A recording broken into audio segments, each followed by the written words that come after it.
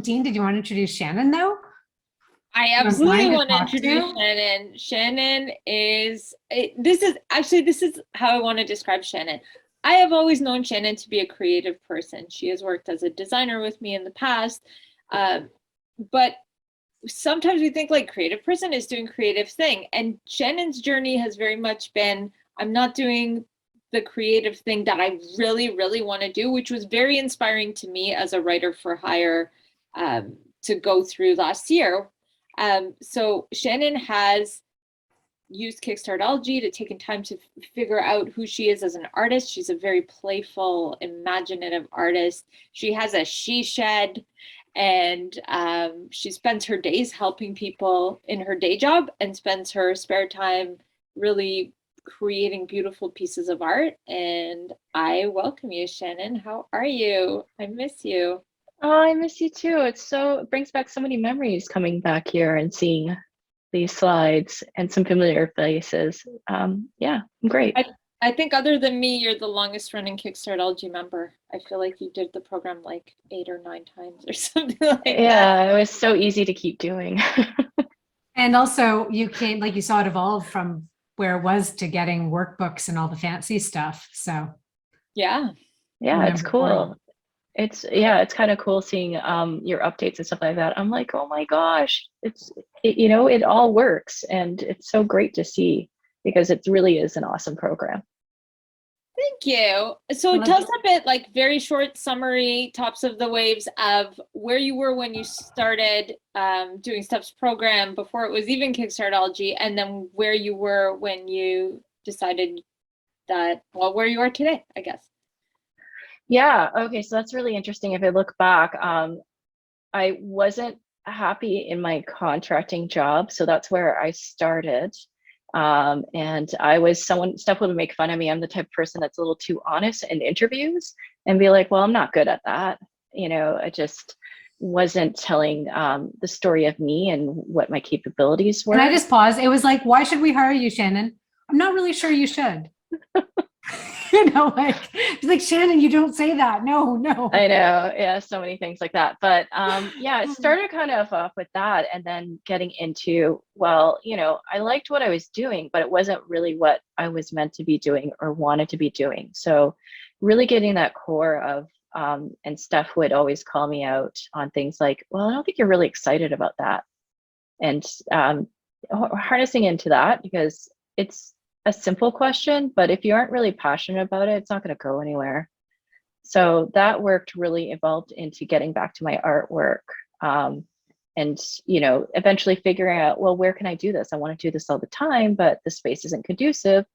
And eventually turning my garage into my she shed, which is not only the space where I work, but it's my space. It's a place where I can noodle and be creative and just separate and just focus, which I didn't realize how important that was. Because I wouldn't you love this. say that focusing on your art also impacted the rest of your life and your personal life as well in terms of the space for yourself? That was a leading question, but you know what I mean. Oh, But that's so true because I think, and one of the things that I think you observed was I wasn't comfortable in taking up space, and that is even in that previous jobs, being able to take up that space and say, hey, look at me, look what I'm doing. It's important. And that goes with the art, and even as a parent, exempling for my son, like, hey, look at me, this is what I'm doing. I do stuff to you and you can do stuff. So yeah, it's a full circle. It hits on every aspect of your life. I love that. How much of that was doing self-image work on like who you want to be? Oh, I mean, I think it really all is. Like, I think we all have that, like, oh, this is kind of where I want to be. But once you get into those details of really looking at it, and um, yeah, I can tell the story. I wanted to be this artist that, had like something, whatever vision. But when you actually get into those details of what it actually is and do the work, it's like, oh, that's not quite what I expected. And it all surfaces out. I mean, I know you all say do the work, but yeah, the work actually, it does work. It's- You know what I also really like in that I want to take out is I remember you saying you missed art, right? Yeah. And you were kind of like, you were talking about that. And I could just compare it to when you were talking about work, I could hear it in your voice, like you loved it so much. And you were like, and I'd love to have, you know, like to paint again, to have stuff. And we started saying, okay, well, what would that look like big picture? And then I remember it was so interesting because from there, it was that starting point that made it interesting enough for you to say, well, how do I start doing it regularly during my day when I'm really busy? Oh no, Oh, did did she she freeze? freeze? I think she with froze. work and the parents and the ex. There we go. How about now? Am I You're back? Yeah, you're back. Okay. Sorry about that. When you also had to parent and you had to do all of those things as well in your life and you were already busy, but you kind of realized if I really want to be an artist, I have to learn how to fit it into my day somehow, right? And that took a few, you're like, how do I do that? And what I love about you, Shannon, is you were so determined to figure it out because you're like, hey, that didn't work. This didn't work, but I want to be an artist. Yeah. So I think, yeah, it's not only that, but it was also sharing with my partner, so that he's along with me for the journey. And it was kind of interesting because he's a little bit of accountable type person. He's like, you just do it. Like it just, for some reason, I didn't feel like from previous partners, I had that okay or something. But even just saying it out loud, it's like that commitment to it. So he knows, and he knows that if I'm out there, I'm doing that, and he's very involved in what I'm doing in terms of like support and whatnot. But it's like that accountability feeling when you're just putting it out there, and yeah, I'm going to do this, and he's aligned with it, and you just do it. Like there's that space, and so he also like took up some of the other things that I was doing. So it just really we worked also on our vision together. That he actually it's interesting how all of this coaching rubbed off on him, and he built it in. So it's neat. Like when you put it out there, it'll happen. I want to touch on something I know about you, so this might be a bit leading, but when you first started out, you had an idea in your head, which was like taking sort of Canadian famous women and like turning them into saints and putting them on candles and pillows and magnets and journals. And then you got to a point where you're like, oh, that's not it. So talk a bit about like that process of like collecting data of you thought this was going to be the path, and then, you know, deciding, no, that's not the path.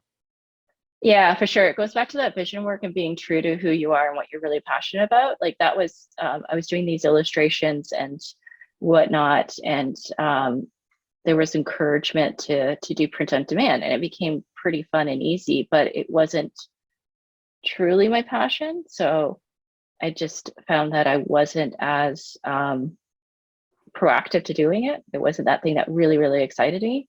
And it wasn't like as true to my brand. It was something I was just like, yeah, I'm just gonna like go down this, but it was so worthwhile because even in those things, there's so many things that you can learn and I'll take and bring back to like the paintings that I'm doing now, which is like pop art that I didn't think I would be doing, because when I previously went to school for fine art, I thought, oh, well, you know, pop art is kind of lowbrow.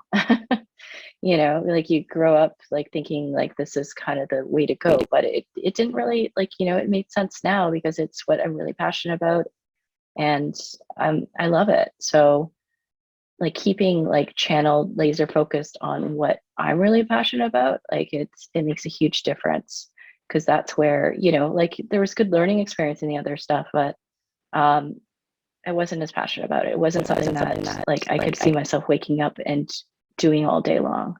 It didn't fit into that eventual that master vision. So that's awesome, and I love that so much.